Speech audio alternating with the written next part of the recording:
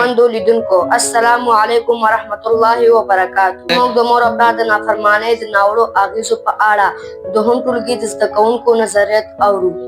هیله ده چې ټول روغ جوړ او د صحت جامې مو پر تن وي. تاسو کې څوک کولی شي د مور او پلار د نافرمانۍ لپاره یو جمله ووایي؟ تاسو وروره. مهرباني. مور پلار د انسان د ژوند ستر نعمت دی. الله تعالی موږ ته امر کړی چې د هغوی احترام او اطاعت وکړو. هغه څوک چې دا امر نه پر ځای کوي نو کله پرمختګ نشي کولی. داسې کس هم دنیا هم آخرت خرابوي. شاباس. تاسو څوک کولی شي چې مور او پلار د نافرمانۍ لپاره یو جمله ووایي؟ تاسو وروره. مهرباني. کله چې یو څوک د مور او پلار نافرماني کوي نو د الله تعالی نه خوښي ورباندې راځي او د ژوند برکتونه یې کمیږي. آفرین. شاباس. تاسو څوک کولی شي د مور او پلار د نافرمانۍ لپاره یو جمله ووایي؟ تاسو وروره. مهرباني. بسم الله الرحمن الرحیم. د مور او پلار نافرماني د ټولنې په اختلافي یو اغېز دی او انسان له بریا او نېکمرغۍ لرې کوي.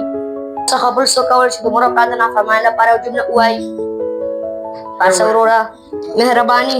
هغه څوک چې د مور او پلار خدمت نه کوي د خلکو مینه او د الله جل جلاله رضا څخه محرومیږي. تاسو څوک کولی شي د مور او پلار د نافرمانۍ لپاره یو جمله ووایي؟ تاسو وروره. مهرباني. همدارنګه د مور او پلار دعا ماتول د دعا محرومیت لامل ګرځي ځکه د هغوی دعا د اولاد لپاره ډېره ارزښت لري.